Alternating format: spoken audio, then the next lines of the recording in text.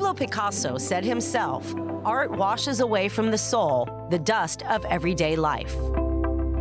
And in the case of artists from northern Israel, those words could not ring more true. Artist Bettina Naaman and her husband have a winery less than 2 miles from the border of Lebanon. Yet she's had to brush over the reality of their fallow vineyard. In her case, birds are her muse. That was the first one that I painted. It was the most aggressive one, but that's about the fear and the horror. And that's also with the bombs. It's something very, very primitive. 70 artists from the north were hand-selected by curator Iris El-Hanani and put on display at the Amiad Center in the Jaffa flea market in partnership with the Tel Aviv municipality. We went scouting to each artist to see the works, to choose, to select. It's like a 2-month process to bring them here. It's also a great exposure for artists from the north that don't usually get exposures in Tel Aviv, because Tel Aviv scene is very full. So this is an opportunity to get to know the artists, to bring them to the center of Israel. Everyone's struggling with this year. It's a tough year for everyone, for artists, for business, for everyone. And this is why it's just more important even for us to invite everyone here to enjoy Jaffa, to enjoy everything that it has to give, and to give the artists an opportunity to present, to express themselves, and also to sell their art.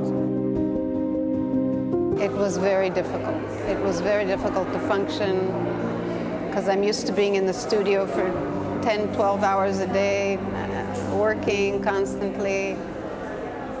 My life went upside down. There was a pain, a sadness, a fear, all of it combined that it changes your life.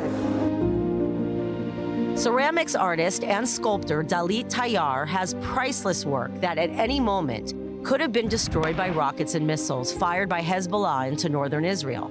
I can say I panicked and felt like in 1 second, everything I did, a lifetime of work, and my house is full of work, would be destroyed. And it's an understanding of how, and I wasn't really thinking about me. I was thinking about my work, because that to me is me. Dalit spent months and months, well before October 7th, creating this piece called The Last Embrace. Little did she know this chilling representation of a family being separated during the Holocaust would be so relevant to the chilling plight of the hostages in the tunnels of Gaza. I made these figures and then I built walls around them. From each place you can see part of the figures, not all of them, which makes you focus onto the figures and you see what I want you to see.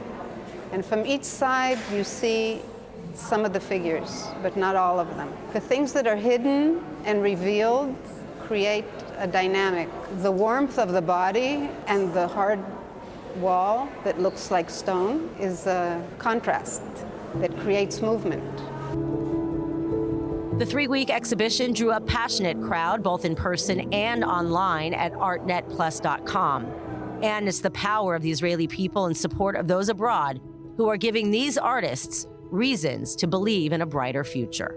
We had volunteers to help us to harvest the grapes, and it was amazing because it's something you don't understand how people from the center of the country are willing to go and help in the north.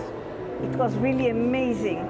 And I want you to look at it and then think, what is it? But not through something ugly, but through beauty, because beauty expands your heart and opens your soul. And when there's something ugly, you shrink up and shrivel.